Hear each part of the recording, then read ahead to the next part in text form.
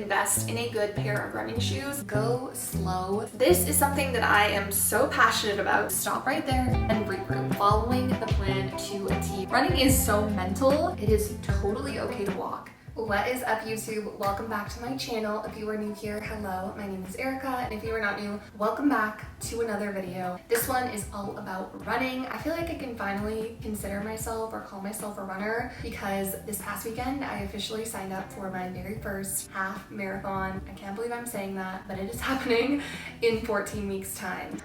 Good morning.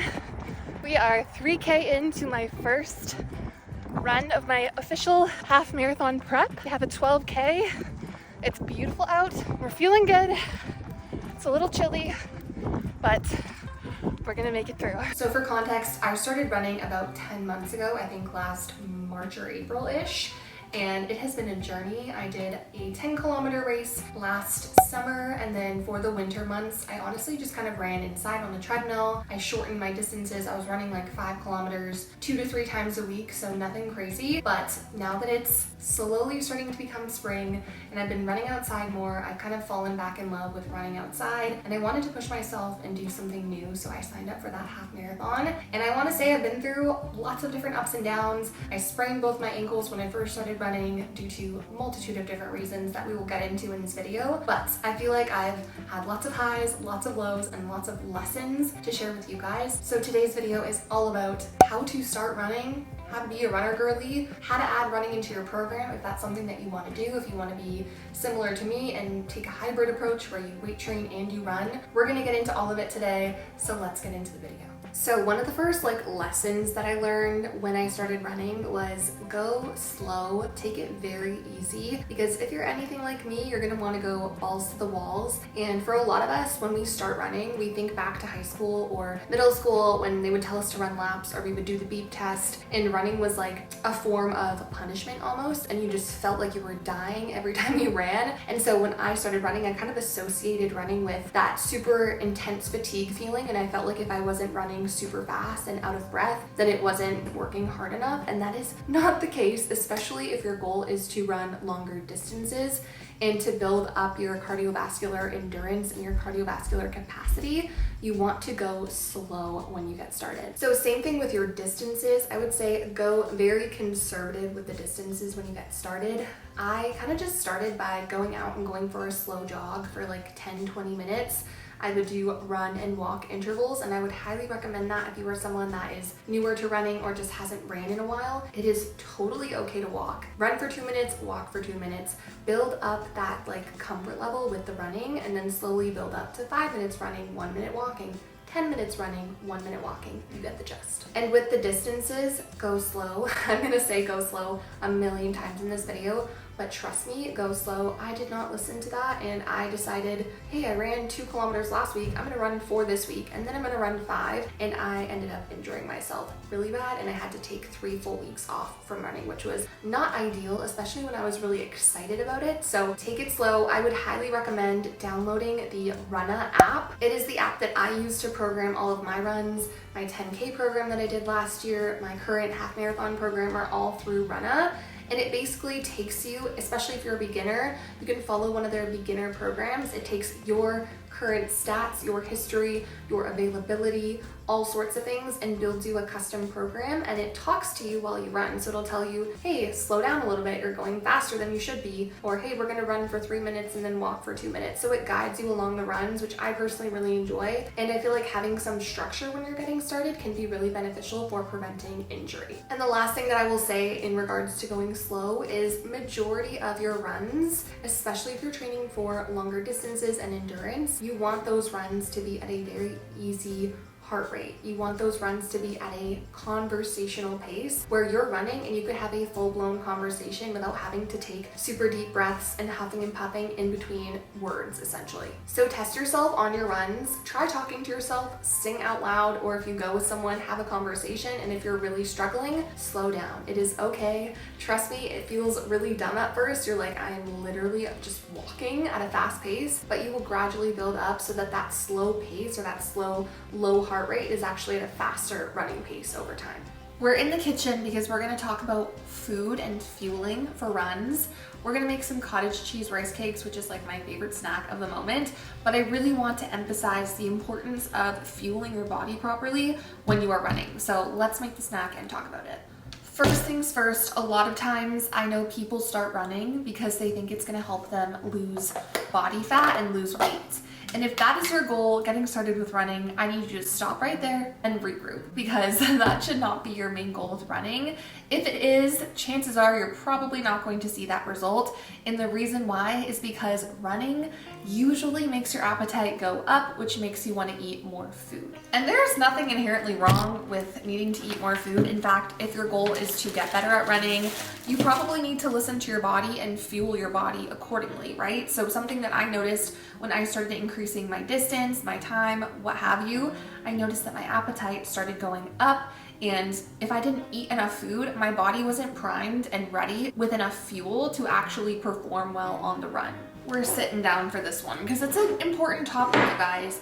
I know a lot of people have a goal to lose body fat, and at the end of the day, if that's your main goal, that's awesome. There's nothing wrong with wanting to lose some body fat, but is just adding running into your program going to be the best way to get there? I would argue no. And I'm gonna guess that a lot of people that are watching this video are genuinely interested in running because they want to challenge themselves and do something new and improve on something that they maybe previously weren't good at. And if that's the case, food is going to be such a huge component of your success towards that ultimate goal.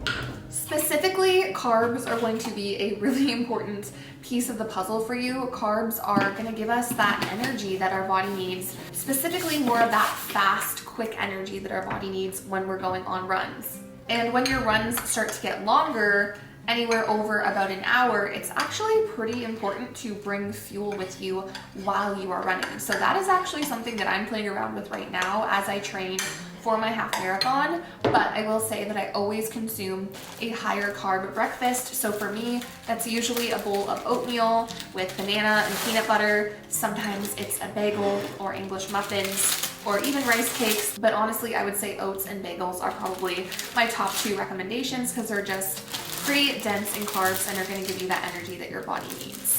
So the moral of the story is, if your goal is simply to lose weight and you think that running is the best way to get there, I would argue it's not, and you're better off just putting yourself in a calorie deficit.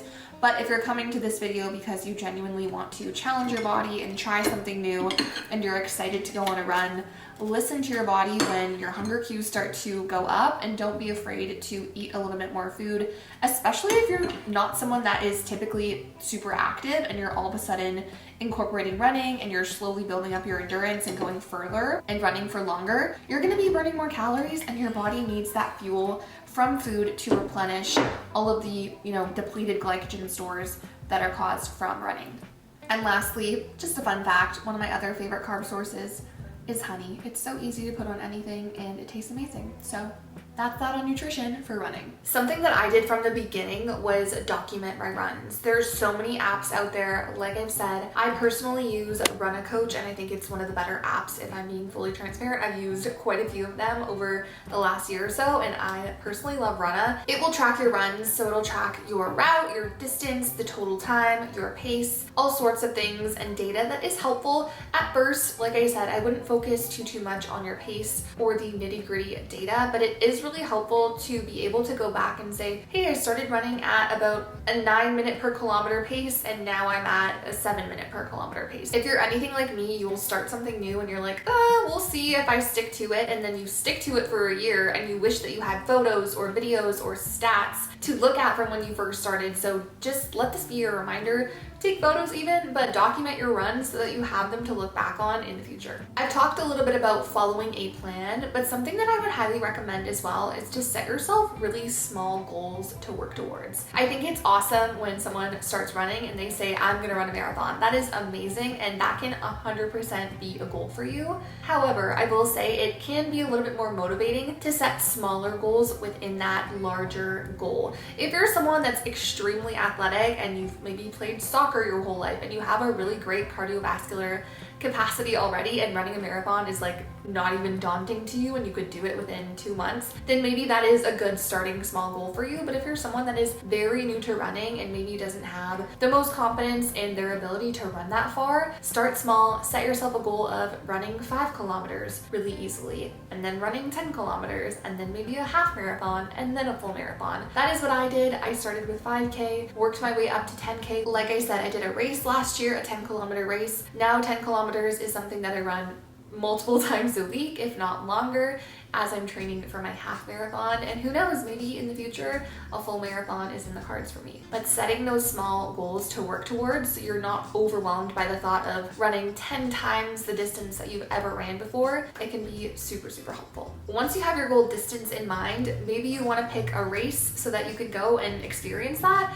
If not, you do not have to race. Just because you don't have a race that you're working towards makes you no less of a runner. Just because I signed up for a 10K and ran that 10K doesn't make me any different than someone who just ran 10 kilometers in their backyard or in their neighborhood, if that makes sense. But speaking of having a plan and something maybe to work towards, I would highly, highly recommend following the plan to a T or as best as you can and not pushing over what your plan has prescribed. I know for a lot of people, they're so motivated, and this, again, I injured myself by doing this exact thing. I thought, oh, that was kind of easy. Let me just go an extra kilometer or 2 kilometers. And sure enough, I burnt myself out and I got injured from overuse. So you really need to be strategic, give yourself ample time to rest. We want majority of our runs to feel easy. We don't want to feel so gassed at the end of every run, like our body is aching and we have to lie down for the rest of the day. We do obviously want to be challenging ourselves, but we don't want it to be to the point where we're pushing past what our plan has prescribed and then it leads us to injury. So I know it's tempting when you know your body is capable of something, but trust me, sticking to that plan that is designed in a way to build you up gradually without causing injury is going to be your best bet. Let's go over running gear and all of the things that I wear, my favorites, brands, styles, all sorts of things, because I feel like that is such an important part of running, is feeling comfortable in what you're wearing. So first things first, let's talk about my favorite shorts. These are the Lululemon Fast and Free shorts. I personally like this style from Lululemon the best. I've tried their Hottie Hot shorts. I don't mind them. I just like this style, the way that it looks on me. It's a little bit higher waisted and it doesn't have like that elastic waistband, but it does still like hold you in and you're not worried about them falling down. And then these shorts do have like the built-in underwear, I guess you would call it, but you can't see them on the back, so don't worry about that. I personally think they're very comfortable. I still wear underwear underneath. I just wear like a thong underneath, and I'm very, very comfortable running in these shorts. I have them in a multitude of colors, but I really like this color for spring. Now, when it comes to sports bras, I feel like this is really individual. I really don't have much going on up here, so I can pretty much get away with any type of sports bra, but I do know that Lululemon has a ton of amazing high support sports bras. I also really like the Gymshark ruched, I think it's called, the minimal ruched sports bra. It just has like an X cross in the back and it is like pretty full coverage. It's pretty tight and like compressive, so I'm a big fan of the Gymshark one as well. They also have some running specific sports bras. Also, I know Nike has a ton, Under Armour has a ton, so I would say play around with the sports bras that fit you and feel the best on you. You want to make sure that you're strapped in and not like worried about things saucing around, if that makes sense. Okay, next up are shirts. And it really depends on the time of year, but again, I'm gonna be really repetitive here. I'm a big Lululemon fan. This is the Swiftly Tech cropped tee. They do have this in the full length as well, and they also have it in the long sleeve version. I really like this top because it is very sweat wicking. It's very thin. It doesn't keep you insanely warm, but if you have the long sleeve on, it definitely does something. And I just think that it helps if you're not someone that just wants to run in a sports bra. Also, we're gonna talk about my running vest in a second, but I know some people don't like to just wear a sports bra and their running vest over top. They almost like a layer in between to help with chafing and stuff like that. So I personally really love the Swiftly Tech tops from Lululemon. I'll give you guys a bit of a closer up look, but it's like a very thin, very breathable, sweat wicking fabric. Comes in a ton of different colors. I love it. Also, in case anyone's wondering for sizing, I believe this is a small or a 4, and then I definitely get my shorts in a size 4, and I'm normally a size small in like Gymshark, Navigation, all of those types of brands. Socks. This is something that I am so passionate about because when I ran my first 10-kilometer run, I did not have running socks and I got the worst blisters ever. So these are from Lululemon. I also have running socks from my local running store and they're also great, but just any sort of actual running sock that is sweat wicking, that is whatever this material is, I honestly couldn't tell you, but just your traditional like cotton Nike socks, I would not recommend for running, especially if you're going longer than like 5 kilometers, or if it's really hot out and your feet are sweating, you want to make sure you have proper ventilation, if you will, on your feet. So definitely pick up some running socks. Okay, so the vest. I know you guys are probably wondering, is that necessary? And if you're running like less than 5 kilometers, it's not necessary. I have ran 4 kilometers with the vest on purely because I like that it holds all my stuff. Let me do this up. So this one is from Solomon and it is the Active Skin 4 and it comes with water bottles, 1 on each side. It came with 2, I'm just showing you one, but these are 500 milliliter water bottles. They're amazing. You can fill them up, keep them in there, it doesn't bounce around. And there's a ton of different pockets in these running vests. The reason why a lot of people carry vests is to carry hydration. I put my phone in there, my keys in there, my AirPods if I need to, snacks, tissues, toilet paper, literally anything you need you can hold in a running vest, and it's just strapped to you so you don't have to worry about holding it in your hands or it bouncing around. I previously had the Lululemon Fast and Free running vest. I didn't love it. The only reason why I say that is because I think it was a bit big on me and the straps would not stay put, like they would come undone sometimes. So I personally like this one better. It fits me better. It's also a bit cheaper than the Lululemon one. This one was $100 and it comes with the water bottles. I think the Lululemon one is like, don't quote me on this, but I think it's about $150 and it does not come with bottles. But you can easily order those bottles on Amazon for like 20 bucks if you want them. Next up, let's talk accessories. I'm a big sunglasses girly. I also run in a lot of different hats. Honestly, I don't really have like a specific hat that I love to run in. I just have a bunch, so I wouldn't say that I have a top recommendation for hats at this current moment, but I do have different sunglasses. So these ones are from Quay, Australia. I don't know what they're called, but if you look on the website, they're like the only ones that look like this. And then I also have these ones from Amazon, which are by the brand Duco, I'm not too sure. And this pair came with interchangeable lenses, so it has like a multitude of different colors, which I like. And both of these pairs stay really well put on my head. I think sunglasses are a personal thing. I know a lot of people love Oakley's. They're just really expensive. These were like 20 bucks on Amazon, and I love them, and they've lasted me over a year really, really well. So if you want to invest, go for it. Is it necessary? In my opinion, no. I'm getting dehydrated from all this talking. I almost forgot shoes, which is like literally one of the most important parts. One of my top tips for getting into running is to invest in a good pair of running shoes that actually fits your foot and your gait. Just because Hokas are popular does not mean they fit everyone's body or everyone's foot or stride, and I made that mistake and learned the hard way, and I sprained both my ankles by wearing Hokas that did not fit my feet because I thought they were cute, okay? So listen to me and learn from my mistake, but I personally went and got fitted. I've always loved New Balances, and this specific pair fits my feet really well. Again, take this as a disclaimer. Just because these fit my feet does not mean they're gonna feel good on you, but just so you guys know, I love the New Balance Fresh Foam 880s. I have 2 pairs. I have a white pair and I have a blue and green pair. Just when it comes to running shoes, they say you're supposed to replace them every 300 to 400 miles, so I don't think I've quite run that many on these yet, but I will replace them and get a new pair of probably the same ones in a couple months, probably after my half marathon. But shoes are so important. It can prevent so many injuries, so many issues if you just get fitted properly. So go to a running store. Sometimes they'll even have you run on a treadmill in them, but nonetheless they'll be able to assess your foot and put you in a shoe that is going to feel good on you. Honestly, my number one rule is like, if you put it on and it just feels weird, don't buy that shoe. I put the Hokas on and I was like, oh, they're kind of weird, but like they're cute and everyone wears them, so I'm gonna buy them. Don't do that. Please find a shoe that feels good, that feels like it's enough cushion for you, and everyone's foot is different, so just go test them out and see what works best for you.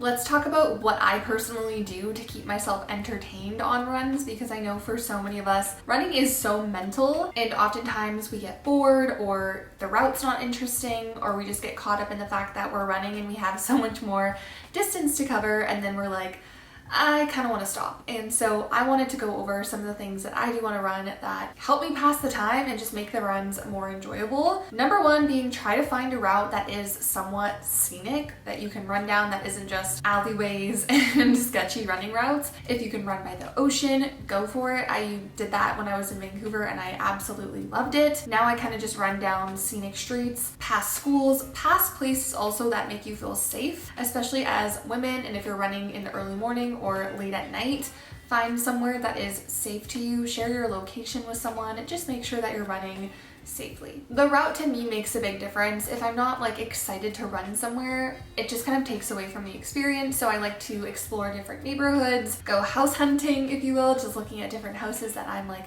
ooh, imagining myself living there in 3 years, if that makes sense. So that can be really fun. But number two, which I feel like is more commonly talked about, is what am I listening to on my runs? Am I running in silence? No, that is not for me typically. I personally am not a huge music person on my run. I just find that sometimes the genre of the music or the speed of the music or the tempo can impact my tempo when I'm running. So especially if I'm running a tempo run or an interval run, where I have to run a specific pace, I will not listen to music because most of the time it just messes with my brain and my body, and like I'm just not running at the speed that I need to be running at, if that makes sense. So instead, I am a big podcast listener. I love running podcasts. I love the Sally McRae Choose Strong podcast. I love the Not So Fit Couple podcast, the Nick Bear podcast, Choose Strong, like I said, and Everyday Ultra. Those are kind of my favorite running or fitness-esque podcasts that I find really motivate me. The Sally McRae Choose Strong podcast, when I tell you, she recounts her 200-mile races and tells you all of the highs and lows of her races and how her foot was literally covered in blisters and she was puking. And I'm like out here running 10 kilometers thinking, okay, if she can do that, I can sure as hell do this 10-kilometer race. So those types of podcasts for me are really motivating, and I like it because it's like they're telling a story, so it keeps you engaged. I personally have never tried listening to an audiobook, but I have heard some people do that and they do express that it works really well for them. So maybe something to try out or consider for yourself if you're a big reader like me. But music for me, like I said, is just not my preferred listen on a run. I love podcasts and I find that it really helps to pass the time. And with that, we are going to conclude our beginner's guide to running video. I really hope you guys found this helpful. If you did, please give it a thumbs up. It really helps out the channel. And don't forget to subscribe down below if you're not already. Comment down below if you're training for a run, if you're just starting to run, what was the most helpful from this video and what other videos you might want to see in the future. And with that being said, thank you guys so much for watching, and I will catch you all in the next video. Bye guys. Some kind of butterfly.